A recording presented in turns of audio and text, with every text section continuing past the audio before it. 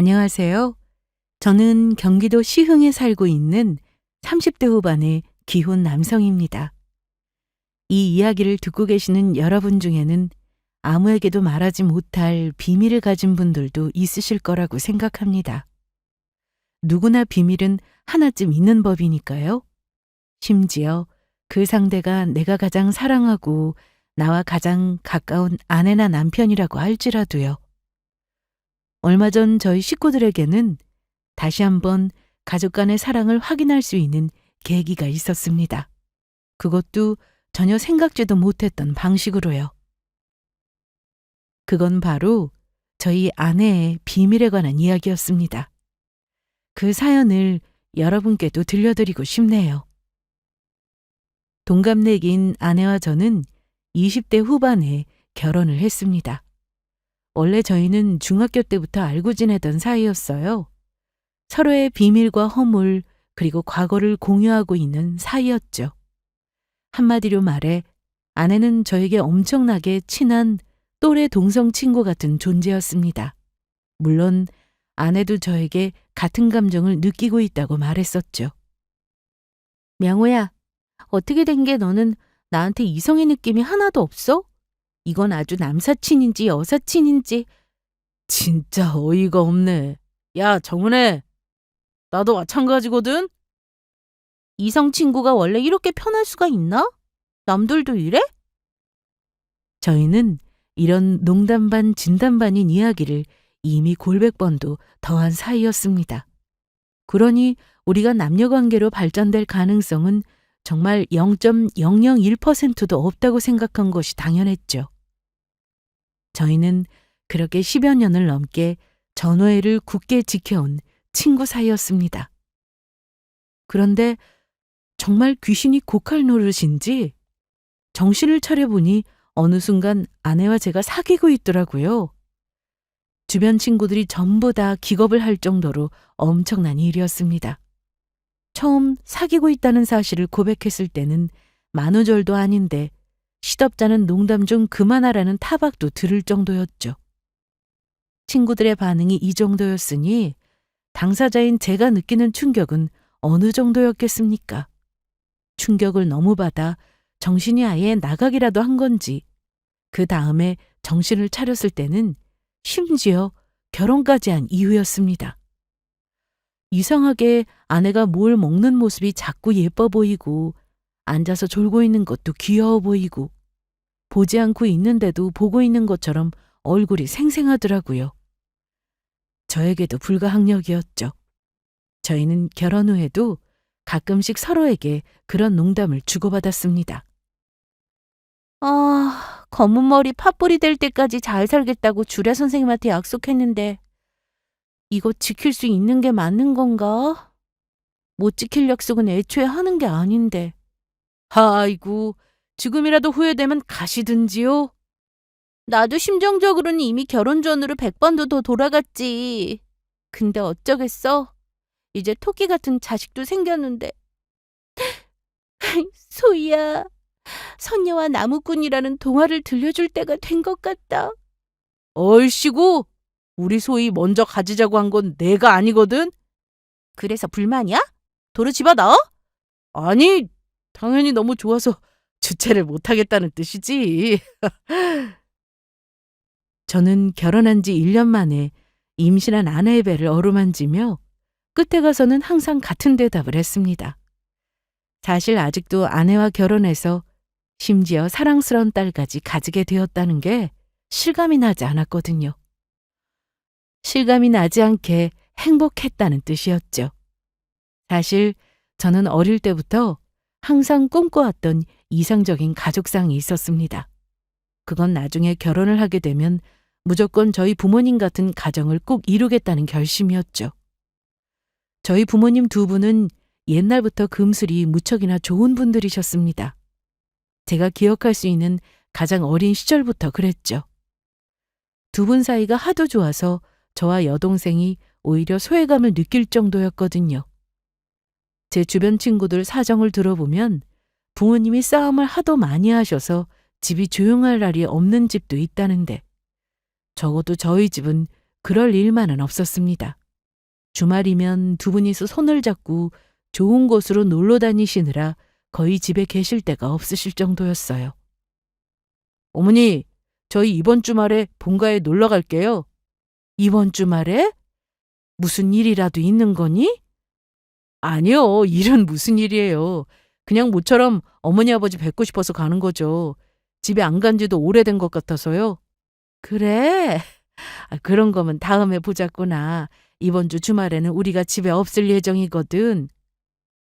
어쩐지 그러실 것 같았어요. 어디 또 놀러 가시는 거예요? 너희 아버지가 내가 보고 싶다던 공연 티켓을 예매했지 뭐니. 너희도 같이 가면 좋을 텐데 지금은 표가 매진이더라고. 어쩌니? 거의 항상 이런 식이었습니다. 다른 사람들은 부모가 얼굴 한번 보고 싶어도 자식이 워낙 바빠서 힘들다던데 저희 집은 어떻게 된 게 정반대였죠. 저도 저희 부모님 얼굴을 한번 보는 게 쉬운 일이 아니었거든요. 덕분에 팔자가 핀 건 이 집 며느리와 사위였죠.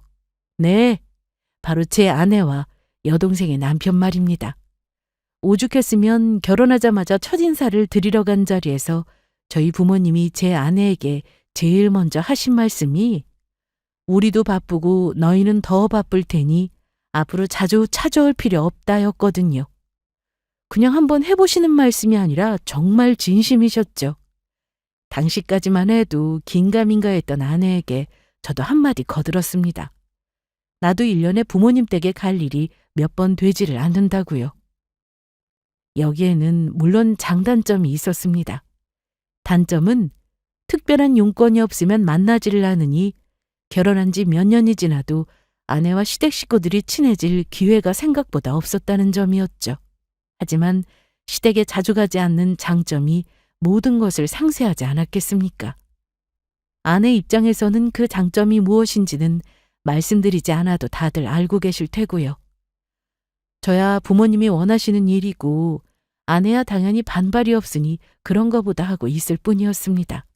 그렇게 시간이 흘러갔습니다. 식구들 간에 특별한 문제가 있는 것도 아니었죠. 오히려 자주 보지 않으니 만날 때 더 반갑고 헤어질 때도 부담이 없는 사이였습니다. 하지만 그런 저희 식구들의 관계에도 일련의 커다란 사건을 계기로 변화가 생기게 되었습니다. 저희 어머니가 갑작스럽게 폐렴이 악화되어 돌아가시게 되었거든요. 아버지 말씀에 따르면 처음에는 보통 때보다 조금 더 심한 감기로 시작했다고 하시더라고요. 하지만 어머니께서 워낙 환절기마다 감기에 잘 걸리시는 체질이라서 그다지 심각하게 생각하지는 않으셨다고요. 두 분 다 병원에 가서 약 좀 타먹으면 금방 낫겠지 하고는 동네 내과에 가셨다고 했습니다.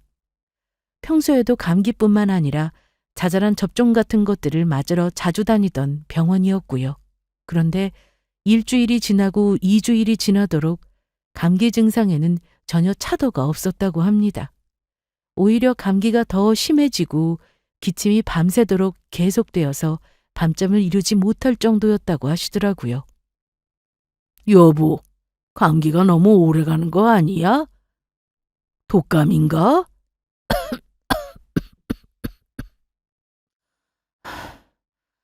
병원에 가니까 그런 말은 없었는데 이번에는 조금 오래 가는 것 같네. 이 말을 짚어보니까 열도 좀 심한 것 같은데 병원에 다시 가볼까? 아니면 다른 병원에라도 가보는 게 어때? 나이 드니까 회복이 늦어서 그렇지 뭐. 조금 더 쉬면 괜찮을 거야. 사실 저희 어머니가 병원에 가는 걸 좀 무서워하시는 편이었거든요. 그래서 어지간한 일로는 병원에 잘 가지 않으셨죠. 일전에 넘어져서 허리를 다치셨을 때도 저희가 한참 성화를 하고 나서야 겨우 병원에 가실 정도였으니까요. 이번에도 어머니는 그저 집에서 잘 쉬면 나을 거라며 아버지의 권유를 거절하셨다고 했습니다. 나중이 되어서야 아버지는 그때 당신이 조금 더 강력하게 설득해서 어머니를 바로 병원에 데리고 가지 못한 걸 후회하시고는 하셨지만요. 어쨌든 그러던 것이 이틀쯤 더 지나서는 누가 봐도 심각하다 싶을 정도로 병세가 깊어지셨다고 하더라고요. 자식들에게도 공연히 걱정한다며 그동안 아무 말이 없으셔서 여동생이 우연히 부모님께 전화를 드렸다가 알게 되었다고요. 그 즈음에 어머니는 병원에 이미 입원을 하신 상태였습니다.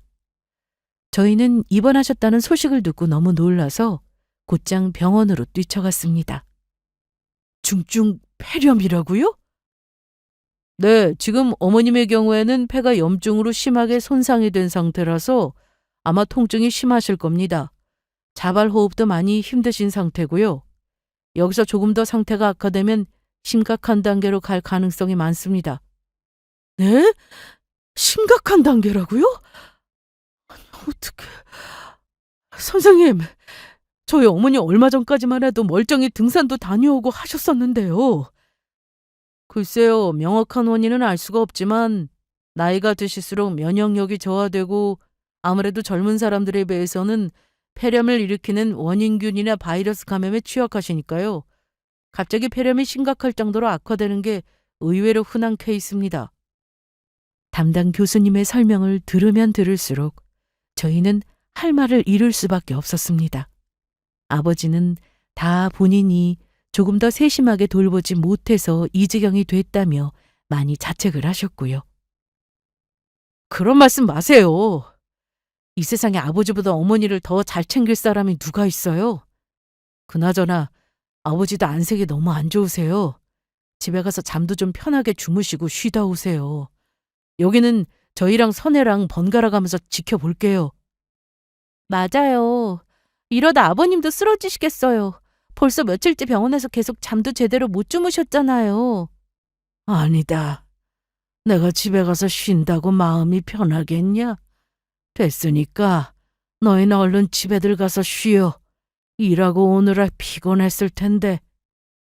아버지는 어머니보다 더 파리한 안색으로 기운 없이 손을 흔들며 저희를 돌려보내고는 하셨습니다.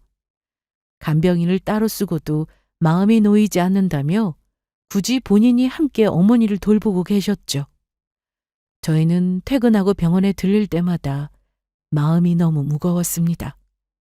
오죽했으면 아내가 어머님도 어머님이지만 아버님까지 잘못되실까봐 너무 걱정된다고 말할 정도였어요.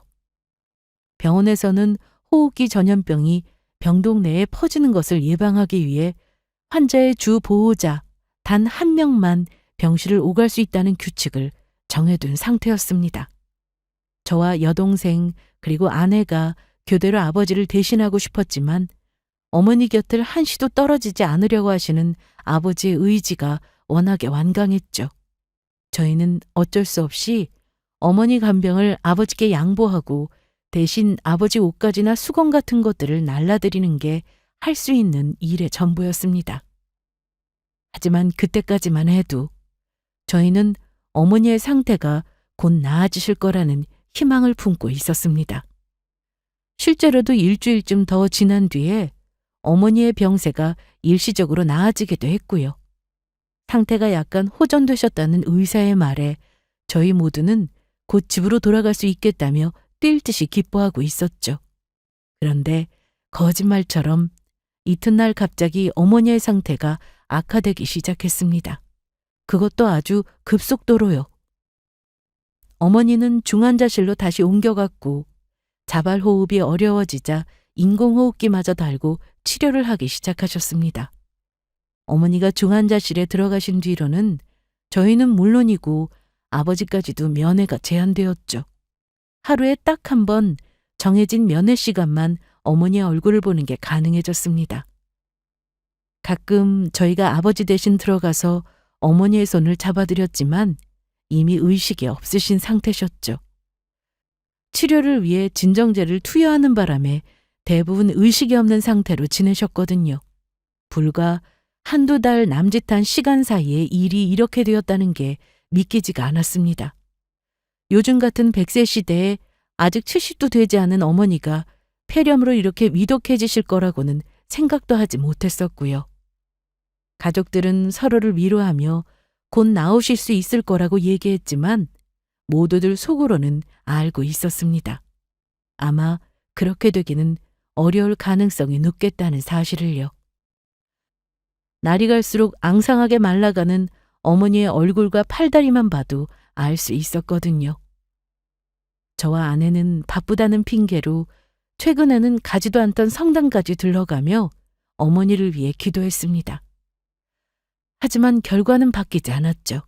어머니는 끝내 그곳에서 영영 나오지 못하셨습니다.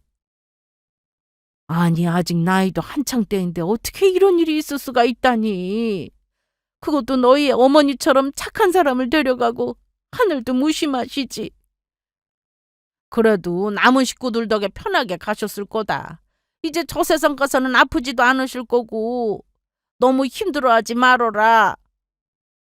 눈 깜짝할 사이에 어머니는 싸늘한 시신이 되어 중환자실에서 장례식장으로 옮겨졌습니다. 이 병원에 올 때만 해도 그래도 두 발로 걸어 들어오셨던 어머니였는데 이제는 식구들과 함께 집으로 돌아갈 수도 없었죠. 눈앞에 닥친 이 모든 사실들이 도무지 믿기지가 않았습니다. 저희를 보며 눈물을 흘리는 조문객들만이 이따금 현실을 일깨워주고는 할 뿐이었죠. 어머니가 돌아가셨다는 그 슬픈 현실을요. 거기다 큰일은 그것뿐만이 아니었습니다. 어머니가 돌아가시자마자 미친 듯이 오열하시던 아버지도 그 자리에서 쓰러지시고 말았거든요. 쓰러지신 곳이 병원이라 그나마 다행이라고 해야 할지, 다행히 얼마 지나지 않아 금방 의식을 찾으셔서 큰일은 없었지만 하마터면 줄조상을 치를 뻔했던 거죠. 오빠, 나 잠시 어머니한테 다녀올게. 제가 좀 전에 들어가 봤어요, 아가씨. 방금 막 잠드셨어요. 아, 그래요? 그러면 이따 들어가야겠네요. 깨실지도 모르니까. 깨어나신 이후로도 아버지께서 하도 목 놓아 통곡하며 우시는 바람에 걱정이 된 저희는 장례식장 방 뒤쪽에 이불을 마련해 아버지를 그곳에서 쉬시게 했습니다. 조문객이 찾아오면 말씀을 나누며 계속해서 울다 그치다를 반복하실 테니 차라리 그 편이 낫겠다 싶었습니다. 아버지도 누구를 맞이할 기력이 없으신 상태라 방에서 멍하니 누워 계셨고요. 그렇게 모두의 걱정 속에서 장례식이 끝났습니다. 하지만 저희의 걱정은 그때부터가 시작이었어요. 저희도 저희지만 아버지가 받으셨을 충격에 걱정이 너무 많이 되었거든요. 저희와 여동생 내외가 함께 모여 본가에서 어머니 짐을 같이 정리하고 있자니 저절로 한숨이 나왔습니다. 아직도 이 넓은 집안 곳곳에는 어느 것 하나 어머니의 손길이 닿지 않은 것이 없었는데 이제는 어머니가 이 세상에 안 계시다는 게 믿기지가 않았죠. 떨어져 나와 살았던 저희도 어머니와의 추억에 이렇게 힘든데 이 집에서 평생을 함께 사셨던 아버지는 오죽하셨겠어요? 저희는 혹시라도 아버지가 또 쓰러지실까 봐 번갈아 가며 아버지 집을 자주 방문했습니다. 아침 저녁으로 전화를 드렸던 것은 물론이고요. 오빠, 이번 주에 오빠가 아버지한테 가볼 거야? 원래 이번 주는 내가 가기로 했잖아. 저번 주에 네가 갔을 때는 좀 어떠셨어? 나 솔직히 말해서 걱정 많이 하고 갔었거든? 그런데 의외로 괜찮으시던데? 식사도 잘하시고 농담도 막 하시는 거 있지. 아버지가? 농담을 하셨다고? 그렇다니까. 나 너무 놀랐잖아, 진짜. 같이 갔던 정서방도 놀래서 당황해서 숟가락을 떨어뜨렸다니까? 여동생의 말에 놀란 건 저 역시도 마찬가지였습니다. 아버지는 평소에 워낙 진지하신 편이어서 농담 같은 건 일절하지 않으셨거든요. 잘 웃지도 않으셨고요. 저희 아버지가 웃으시는 건 오로지 어머니 앞에서만 가능한 일이었습니다. 식음을 전폐하고 들어 누우실까 봐 걱정했던 아버지였는데 오히려 농담을 하셨다니 누가 봐도 놀랄 만한 일이었죠. 평소에 과장이 좀 심했던 여동생이 이번에도 그렇게 말한 게 아닐까 싶기까지 할 정도였습니다. 그리고 저는 제 눈으로 직접 확인하기 위해 며칠 뒤 주말에 아버지 댁을 방문했습니다. 아내와 함께요. 아버지, 어디 계세요? 아버님, 저희 왔어요. 왔어? 다들 귀찮게 뭐하러 이렇게 자주 와? 다 늙은 애비 어디 밥 굶어 죽을까 봐 걱정하는 거냐? 여동생의 말은 거짓말이 아니었습니다. 아버지는 의외로 정말 멀쩡해 보이는 모습이셨어요. 병원 장례식장에서 나올 때까지만 해도 이러다 아버지까지 돌아가셔도 전혀 이상하지가 않겠다 싶었었는데 지금은 그때보다 훨씬 안색도 좋아지셨고 모습도 많이 밝아지셨더라고요. 주말인데 아버지랑 같이 식사나 하려고 왔죠. 아버님 혼자 계시면 적적하시잖아요. 적적하기는. 늙으면 원래 다 혼자 되는 거다. 내 친구들도 진작에 마누라는 저 세상에 보내고 혼자들 살고 있는 놈들이 천지야. 아내가 아버지가 좋아하시는 제철 과일 몇 가지와 간단하게 만들어둔 밑반찬을 냉장고에 챙겨 넣는 사이 저는 밖에 나와 있던 쓰레기들을 정리해서 분리수거함에 옮겼습니다. 당신이 하시겠다고 그냥 놔두라고 하시는 걸 제가 모두 치우고 왔죠. 아파트 분리수거장에 내려가서 보니 이제는 쓸 일이 없는 어머님 화장품 같은 것들이더라고요.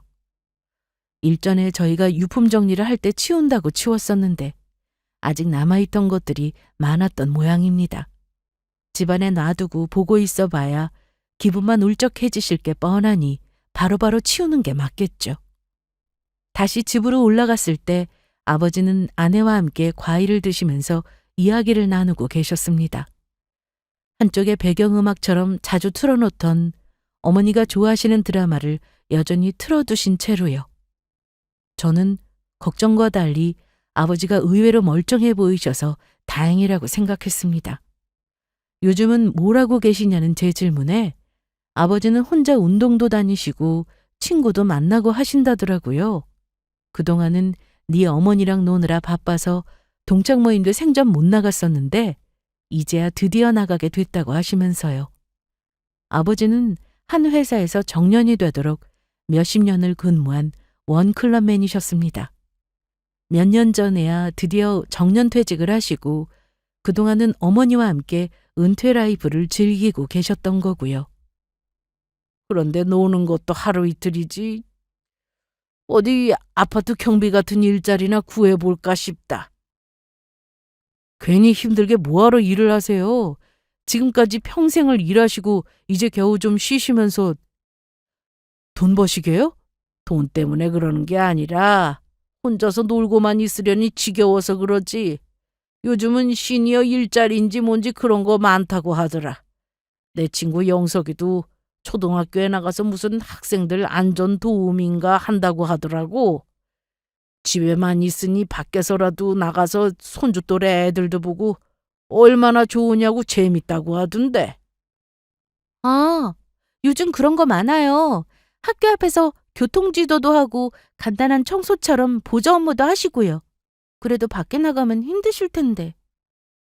아내의 대답에 아버지는 그까짓 거 뭐 힘들 일이 있냐면서 본인이 일하던 환경에 비하면 그건 일도 아니라고 말씀하셨죠. 집에 돌아가는 차 안에서 저는 아내에게 물었습니다. 아까 들어보니까 우리 아버지 조만간이라도 일 나가실 것처럼 말씀하시던데 저러다 진짜 나가시는 거 아니야? 의외로 시니어 일자리 같은 거 많이들 하셔. 우리 학교에도 여러 명 근무하시고 그렇게 육체적으로 힘든 일도 아니고 그냥 교사들이나 행정실 직원분들 업무 보조하는 소일거리 정도야. 그래? 아내는 초등학교에서 교사로 일하고 있어서인지 일자리 사정을 잘 알고 있었습니다. 저는 그런 게 있는 줄도 몰랐었죠. 뭐가 됐든 하고 싶은 일이라도 있는 게 다행이긴 하네. 나는 아버지가 의욕도 없고 활기도 없으실까 봐 걱정했었는데. 선의의 말이 맞긴 하네. 저번에 뵐 때 비해서는 많이 나아지신 것 같긴 해. 그래도 배우자 보내고 나서 오는 노년기 우울증도 많다는데. 아직은 조심해야 할 것 같아. 그거야 그렇지. 그래도 오늘 보니까 조금 안심이 되기는 해. 사실 조금이 아니라 많이 안심이 되었죠. 아직은 모른다는 아내의 말도 물론 일리가 있었지만 그동안 제가 알아왔던 아버지라면 이제 문제 없으실 것 같았어요. 어머니가 돌아가신 일이야 워낙 특수한 상황이기도 했고 원래 저희 아버지는 정신력이 엄청 강하신 분이셨거든요. 금방 이겨내실 줄 알았죠. 그 뒤로도 틈틈이 전화를 드리고 찾아뵈었지만 저희가 걱정할 만한 별 이상 징후는 없었습니다.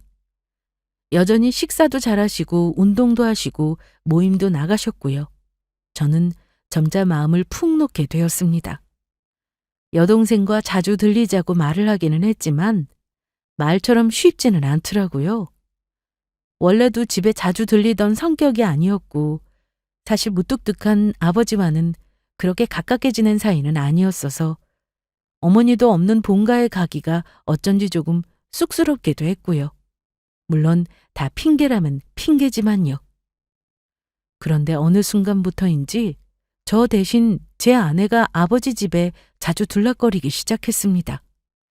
처음에는 저더러 같이 가자고 했었지만 제가 일로 바빠서 혹은 시간이 맞지 않아서 몇 번 거절을 했었거든요. 그랬더니 아내 혼자서 다녀오겠다는 말도 없이 다녀왔더라고요. 다녀온 걸 어떻게 알았냐고요? 모를 수가 없었습니다. 아버지 댁에 다녀올 때마다 아내는 못 보던 쇼핑백을 하나씩 가지고 돌아왔으니까요. 이게 다 뭐야? 당신 쇼핑하고 왔어? 아버님 댁에 갔다가 오는 길에 백화점 들러왔지. 그런데 어떻게 알았는지 오늘부터 마침 세일하는 거 있지? 갑자기 웬 백화점이야? 나 트렌치코트 사고 싶다고 얘기했었잖아. 전에 입던 거 소매가 다 낡아서 떨어졌다고. 오늘 아버님이 나 용돈 주셨어. 아버지가 용돈을 주셨어? 진짜로? 응. 당신은 바빠서 못 왔고 나 혼자 왔다니까 며느리 기특하다고 주시던데? 아내는 그렇게 대답하면서 제 앞에서 싱글벙글 웃으며 쇼핑백을 개봉했습니다. 사고 싶었다던 브랜드의 트렌치코트를 입고 한 바퀴 돌며 어떻냐고 물어보는데 저는 그저 얼떨떨하기만 했어요. 아버지가 용돈을 다 주시다니. 평소에도 손주인 소희한테나 주셨지 저희한테는 일절 그런 적이 없으셨거든요. 무슨 바람이 부셨나 싶었습니다. 아내는 신이 나서 새 외투를 입은 사진을 이리저리 찍더니 아버지께도 보내드려야겠다며 핸드폰을 쥐더라고요. 별일이다 싶었지만 아내가 저렇게 좋아하니 저는 그런가 보다 했습니다. 그런데 그 뒤로도 비슷한 일은 계속 반복되었습니다. 심지어 그 빈도는 점점 더 잦아지고 있었죠. 어머니가 살아계실 때만 하더라도 시댁에는 몇 달에 한 번 갈까 말까 했었는데 이제는 아내가 아예 거의 매주 아버지 댁에 들리는 것 같더라고요. 들리는 것까지는 좋았는데 다녀올 때마다 손에 한가득씩 선물이 들려 있었죠. 트렌치코트는 겨우 시작이었습니다. 이건 또 뭐야? 무슨 박스가 이렇게 커? 이거? 내가 저번에 말했던 자동 커피 머신. 뭐? 그걸 진짜로 샀다고? 나랑 상의도 없이 샀어? 저는 아내가 낑낑대며 두 팔 가득 안고 들어온 거대한 박스에 할 말을 잃고 말았습니다. 사실 묻기도 전에 박스 안에 든 게 뭔지 이미 눈치를 채고 있었죠. 브랜드명이 떡하니 적혀 있는 데다 몇 미터 밖에서 봐도 보일 거대한 커피 머신 사진이 박스 겉면에 인쇄되어 있었으니까요. 저번에 내가 얘기했잖아. 이거 사고 싶다고. 당신도 나쁘지 않다며. 그거야 나쁘지 않다고 했지. 확실하게 사자가 한 건 아니었잖아. 에이, 당신도 매일 나가서 커피 사서 마시잖아. 나도 하루에 못해도 커피 2잔은 사 마셔야 하고. 아침마다 이제 이걸로 커피 내려서 텀블러에 담아가면 얼마나 절약되겠어? 커피 머신 사는 게 더 이득이라니까? 퍽이나 절약되겠다. 그거 기계값 뽕 뽑으려면 몇 잔을 마셔야 할 것 같아? 그래서 얼마 주고 산 건데. 거기 영수증 있어. 내 가방 안에 봐봐. 그리고 이건 아버님이 용돈 주신 걸로 산 거야. 저는 아내의 마지막 말에 TV 채널을 돌리고 있던 리모컨을 뚝 멈춰버리고 말았습니다. 설마 했는데 이것도 아버지가 주신 돈이라니 어이가 없었죠. 뭐? 또 아버지가 용돈을 주셨다고? 당신 오늘도 아버지 집에 갔었어? 그래서 조금 늦었지. 아니, 아침에는 아버지 집에 간다는 말 없었잖아. 친구 만나러 가는 거라며? 친구 만나고 오는 길에 들렀다 왔지. 필요한 거 없냐고 하시길래 조만간 커피 머신 사러 가려 한다고 했더니 용돈 주시던데? 저는 점점 아내의 행동이 못마땅해지기 시작했습니다. 솔직히 아버지를 물주로 생각하는 것 같아서요. 저희 집에는 최근 몇 달 사이에 이미 아내가 사들인 물건들로 가득 차 있었습니다. 무슨 쇼핑을 아주 일주일에 한 번씩 해서 벌어진 일이었어요. 그리고 그건 전부 다 저희 아버지 돈으로 구매한 물건들이었죠. 품목도 가리지 않았습니다. 사고 싶었던 코트에 블라우스, 치마부터 시작해서 새로 나왔다는 압력밥솥, 딸내미인 소희 장난감, 컴퓨터 방에 놓인 신상 기계식 키보드에 헤드폰, 그리고 오늘은 커피 머신까지요. 자잘하게는 1, 2만 원짜리부터 많게는 몇십만 원에 이르는 물건들이었습니다. 한 번은 아버지가 주시는 용돈으로 가지고 싶었던 걸 구매하더니 이제는 아주 재미라도 들린 것처럼 사들이기 시작했어요. 저는 기분이 조금 그랬지만 대놓고 말하기는 또 조금 그렇더라고요. 사실 저희는 월급도 각자 관리하고 있는 처지였거든요. 월급이 들어오면 공동생활비와 공동적금을 각출해서 내고는 그 다음부터는 본인이 본인 용돈을 쓰는 식이었죠. 아내가 제안한 건 아니고 결혼 전에 제가 먼저 제안한 방식이었습니다. 물론 아내도 동의를 했고요. 그래서 공동으로 내놓아야 하는 돈만 꼬박꼬박 잘 내어놓는다면 각자 버는 돈이나 기타 수입원은 어떻게 되든 무슨 명목으로 쓰든 말든 여태까지 서로 터치하지 않고 있었습니다. 저희 아버지가 주신 돈은 분명히 아내의 용돈 명목이었기 때문에 제가 관여할 수 없는 돈이었죠. 기본적으로는요. 하지만 이런 일이 계속되다 보니 저도 짜증이 밀려오기 시작했습니다. 그래서 저는 특단의 조치로 아내에게 조금씩 눈치를 주며 슬슬 알아듣게 돌려 말하기 시작했죠. 여보, 아버지 집에 너무 자주 가는 거 아니야? 당신도 피곤할 텐데 그만 가. 아니, 나는 안 피곤한데? 괜찮아. 아버님 댁도 우리 집에서는 가까운 편이고 한 번 갈 때 오래 있다 오는 것도 아니고. 그나저나 당신도 좀 아버님 댁에 들러. 자꾸 바쁘다고만 하지 말고. 그러면 다음에는 혼자 가지 말고 나 갈 때 같이 가. 알았지? 근데 당신은 맨날 바쁘다고 하잖아. 다음에는 소희 데리고 다녀와야겠다. 아버님 소희 못 본 지도 한참 되신 것 같은데. 하지만 말이 통하지를 않았습니다. 저는 어떻게든 아내가 아버지를 만나는 횟수를 줄여보려고 제가 함께 갈 때만 본가에 가자는 말을 해봤지만 소용이 없었죠. 좀 유치한 방법이지만 이래저래 아내가 나가려고 할 때마다 방해 공작을 펼치기도 했고요. 오늘은 거기 가지 말고 저랑 영화를 보러 가자든지 소희랑 셋이서 키즈 카페에 가자고 하든지 하는 방법 말입니다. 하지만 그것도 한두 번이었지 본인 의지로 가겠다는 걸 제가 계속 막을 수는 없는 노릇이었습니다. 나중에는 아버지 댁에 간다고 하면 제가 못마땅해 하는 것 같은 눈치를 챘는지 아예 말도 없이 다녀오는 경우가 허다했어요. 잘 있다가도 뜬금없이 외출하고 돌아왔길래 어딜 갔다 왔느냐고 하면 아버님 댁에 다녀왔다고 하는 식이었죠. 그러던 어느 날, 그날도 어김없이 손에 들린 쇼핑백을 보며 저는 결국 폭발하고야 말았습니다. 당신 너무하는 거 아니야? 아버님 집에 좀 그만 가라고 했잖아. 왜 이렇게 화를 내? 그리고 아버님 댁에 내가 왜 그만 가야 하는데? 아내는 어이가 없다는 얼굴로 화를 내고 있는 저를 보고 있었습니다.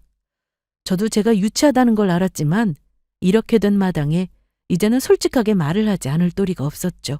그래서 그동안은 내내 속으로만 생각해오던 이야기를 꺼냈습니다. 아버지 은퇴하시고 돈도 못 버시는데 왜 자꾸 찾아가서 돈을 받아오는데? 당신 솔직히 말해서 용돈 받으러 가는 재미에 아버지 집에 가는 거 아니야? 무슨... 아니, 당신 지금까지 날 보면서 그런 생각을 했었어? 내가 용돈 받고 싶어서 아버님 댁에 찾아가는 거라고? 그럼 아니야? 아니면 평소에는 생전 가지도 않던 집을 왜 그렇게 들락거리는데? 당신 친정보다 지금 우리 아버지 집을 더 자주 들리고 있잖아. 갔다 올 때마다 쇼핑했답시고 물건 사들어 오는 건 매번 있는 일이고. 기가 막힌다 진짜. 왜 말을 그런 식으로 해? 나는 아버님 적적하실까 봐 다녀온 거야. 당신도 요즘 집에 도통 안 가고 아가씨도 바쁘다고 하니까. 그리고 용돈은 내가 달라고 한 것도 아니고. 말을 하다 보니 아내는 억울했는지 끝나는 그 큰 두 눈에 눈물까지 글썽거리고 있었습니다. 아내의 눈에 맺혀있는 눈물을 보자 저는 순간 마음이 안 좋아지더라고요. 그래도 여기서 멈출 수는 없었습니다. 기왕 말을 꺼낸 거 끝장을 보자 싶었거든요. 그거야 당신이 자꾸 집에 오니까 우리 아버지도 그냥 돌려보내기 못해서 자꾸 용돈을 주시는 거지. 당신이 달라고 해서 주신 거겠어? 아무튼 이제는 아버지 집에는 그만 좀 가. 됐어. 가든 말든 내 마음대로 할 거야. 당신은 간섭하지 마. 반성커녕 오히려 서운해하면서 저를 원망하는 아내에게 저는 오히려 큰 실망감이 들었습니다. 이렇게 상식적이지 못한 사람이 절대로 아니었는데 마음이 복잡해지더라고요. 본인도 일을 하고 있으니 돈을 못 버는 것도 아니고 각자 용돈을 알아서 쓰고 있으니 용돈이 더 필요한 것도 아닐 텐데 왜 저렇게 욕심을 부리는지 알 수가 없었습니다. 오랜 세월 함께 살다 보면 원래 그러지 않던 사람도 변하기 마련이라더니 벌써 우리 부부 사이에 그런 일이 찾아오게 된 건가 싶기도 했고요. 별의별 생각이 다 들더라고요. 그 뒤로는 저도 더 이상 거기에 대해서 말을 꺼내지 않았습니다. 솔직히 말해서 서로 전에 없던 냉전 시기를 보내느라 대화 같은 건 나눌 분위기도 아니었고요. 아내는 그 뒤로도 아버지 집에 계속 방문하는 것 같기는 했지만 돌아올 때 뭘 사들고 들어오는 일은 현저히 줄어들었습니다. 저도 아예 다녀왔냐 어쩌냐 하는 물음조차 하지 않았고요. 그렇게 시간은 흐르고 있었습니다. 그러던 어느 날 저는 퇴근 후 아버지 집 근처에서 있었던 볼일을 마치고 문득 본가에 들러야겠다는 생각을 하게 되었습니다. 그래서 약속도 없이 불쑥 아버지 집에 혼자 찾아갔죠. 아버지는 생각지도 않게 찾아온 저의 모습에 조금 놀라신 모습이었습니다. 갑자기 무슨 일이냐? 온다는 말도 없이. 회사는 안 간 거야? 당연히 갔다 왔죠. 퇴근하고 근처에서 잠깐 볼 일 있어서 끝나고 들린 거예요. 별일 없으셨어요? 나야 뭐 별일이 있겠냐? 괜찮다. 너는 별일 없고? 아버지는 방금 막 식사를 하시려던 참이었는지 식탁 위에는 따뜻한 김이 나는 밥그릇이 놓여 있었습니다. 의외로 밑반찬도 여러 종류로 꺼내 놓으시고 아버지가 좋아하는 북엇국이랑 코다리찜도 놓여 있더라고요. 웬 진수성찬인가 싶었습니다. 아버지, 아직 식사 안 하셨나 보네요. 그래, 이제 막 먹으려던 참이었지. 너는 밥 안 먹었으면 같이 먹자. 밥솥에 밥 더 있어. 그럴까요? 제가 밥 퍼올게요. 사실 회사에 나오기 직전에 샌드위치를 먹은 상태여서 배가 전혀 고프지는 않았지만 저는 먹지 않은 척을 하고 아버지 맞은편에 밥을 퍼서 앉았습니다. 제가 먹지 않으면 아버지도 식사를 안 하실 것 같았거든요. 그리고 한술 뜨는데 국이며 반찬이 딱 제 스타일이더라고요. 와, 북엇국 기가 막히네요. 어디서 사셨어요? 근처에 반찬 가게가 있었나? 맛있지? 네, 제 입맛에 딱인데요? 제 말에 아버지는 갑자기 웃음을 터뜨리시더라고요. 저는 조금 의아해서 숟가락을 든 채로 아버지를 쳐다봤죠. 당연히 맛있겠지. 네 마누라가 해온 음식이니까. 네? 집사람이 해온 거라고요? 그래. 나는 우리 집 며느리 음식 솜씨가 세상에서 최고더라. 은혜가 음식을 정말 잘해. 아버지의 대답을 들은 저는 조금 당황스러웠습니다. 같이 와서 반찬을 해다 드린 기억은 정말 한참 전이었거든요. 그 뒤로는 아버지를 가져다 드린다고 집에서 뭘 하는 걸 본 적이 없었던 것 같은데 제가 모르는 사이에도 제 아내는 밑반찬이며 찌개에 코다리찜까지 열심히 만들어 갖다 날랐던 모양이었습니다. 그리고 저를 당황하게 했던 건 그뿐만이 아니었습니다. 식사를 마치고 냉장고를 열었더니 속에 보이는 투명한 유리 용기에 일일이 씻어둔 과일들이 종류별로 들어가 있더라고요. 아버지가 깎기 귀찮으실까봐 아예 전부 다 손질을 해서 가져온 거라고 하면서요. 과일을 꺼내서 거실에 앉았을 때는 더 놀랐습니다. 모처럼 둘러본 집안이 너무 깔끔해져 있었거든요. 아버지, 집이 왜 이렇게 깔끔해요? 요즘 청소를 엄청 열심히 하셨나 보네요? 이것도 엊그제 며느라기가 와서 해놓고 간 거야. 내가 있었으면 하지 말라고 말렸을 텐데 엊그제는 나 없는 사이에 와서 해놓고 갔더라고. 힘들었겠지? 소희 엄마가요? 솔직히 정말 의외다 싶었습니다. 아주 집이 파리가 미끄러질 정도로 반짝반짝 닦여 있었거든요. 바닥이며 거실 TV장, 장식장에도 먼지 한 톨 없었죠. 저희 어머니가 살아계실 때는 어머니가 워낙에 깔끔하신 분이셨거든요. 그래서 부모님 댁 올 때마다 여전히 정말 깨끗하구나 싶었던 적이 한두 번이 아니었는데 지금은 오히려 그때보다도 더 깔끔한 편이었습니다. 그런데 그걸 저희 아내가 다 청소한 거였다니.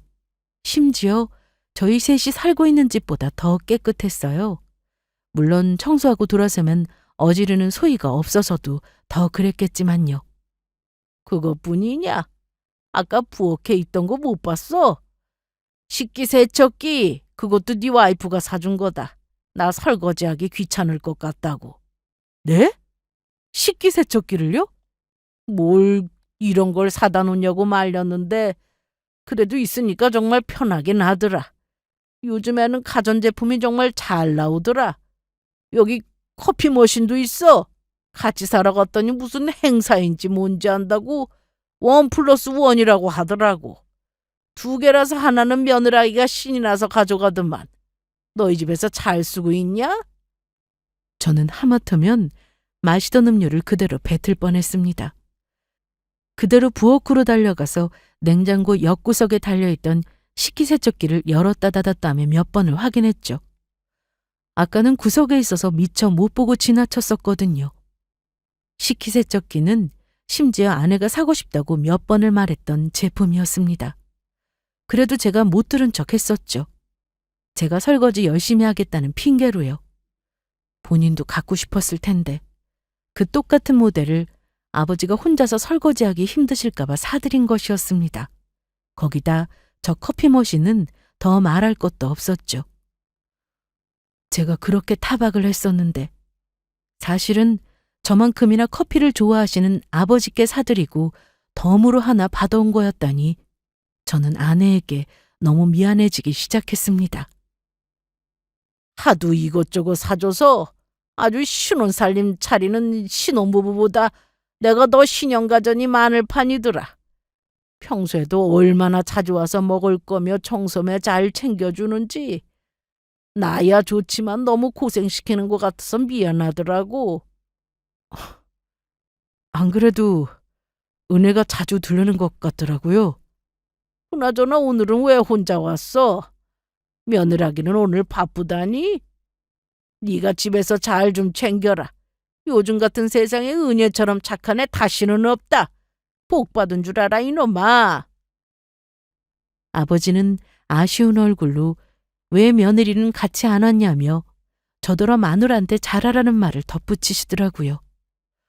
솔직히 저나 여동생도 이렇게까지는 못했을 것 같았습니다.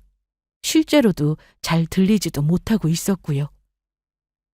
이 모든 사실을 알고 난 뒤에 저는 반대로 처갓집에는 잘 해주지도 못했던 게 너무나 마음에 걸렸습니다. 집에 돌아와서는 아내에게 아무런 티도 내지 않았죠. 아내가 저에게 아무런 티를 내지 않았던 것처럼요. 아이고, 진서방. 바쁜데 여기까지 갑자기 무슨 일이야? 요즘 너무 못 온 것 같아서요. 처갓집 식구들 뵙고 싶어서 얼른 뛰어왔습니다. 잘 왔어. 그런데 미리 말이라도 하고 오지. 식사 준비도 하나도 못했는데. 먹을 게 없어서 어쩐담? 저 김치에 밥만 주셔도 잘 먹습니다. 장모님 김치가 얼마나 맛있는데요. 그나저나 아까 들어오면서 보니까 지붕에 낙엽이 많이 쌓였던데 오늘 머슴 왔으니까 필요한 거 있으면 다 시켜주십시오. 저는 이튿날 바로 처갓집에 혼자 방문을 했습니다. 몰래 왔으니까 아내에게는 말하지 말라고 농담조로 말씀드리면서요. 그리고 누가 시키지도 않았는데 지붕에 올라가 가을 내내 쌓인 낙엽도 쓸어드리고 옥상에 방수 도료도 새로 바르기 시작했습니다. 주택이라 안 그래도 손이 많이 가는데 일손이 부족해서 내내 방치되어 있었거든요. 장인어른도 허리가 안 좋으시고 처남은 타지에 있어서 집에 거의 오지 못했죠. 한참 땀을 뻘뻘 흘리면서 작업을 마치고 나니 바깥에 볼일을 보러 가셨던 장인어른이 돌아와서 놀라시더라고요. 사위한테 뭔 일을 시켰냐고 오히려 장모님한테 타박을 하시면서요. 그 뒤로도 저는 가끔씩 혼자 처갓집에 들러서 힘을 써야 하는 밀린 잡일들을 처리해드리고는 했습니다. 나중에 장모님 전화를 받고 사실을 알게 된 아내가 고맙다고 웃더라고요.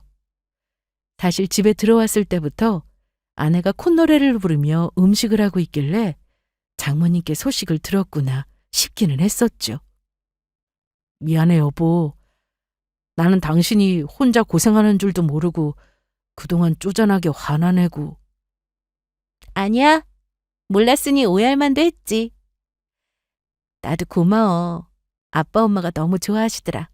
사위 덕분에 올겨울에는 옥상에서 비가 안 새겠다고 하시면서. 저는 아내를 꼭 안아주었고 뭣도 모르는 딸이 달려나와 함께 안았습니다. 얼마 만에 셋이서 이렇게 크게 웃어보는지 모르겠더라고요.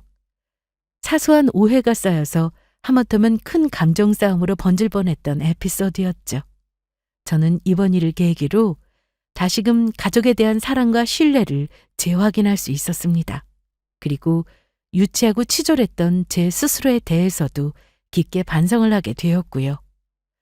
저희는 조만간 양가 부모님을 모시고 다 같이 해외여행을 떠나기로 했습니다.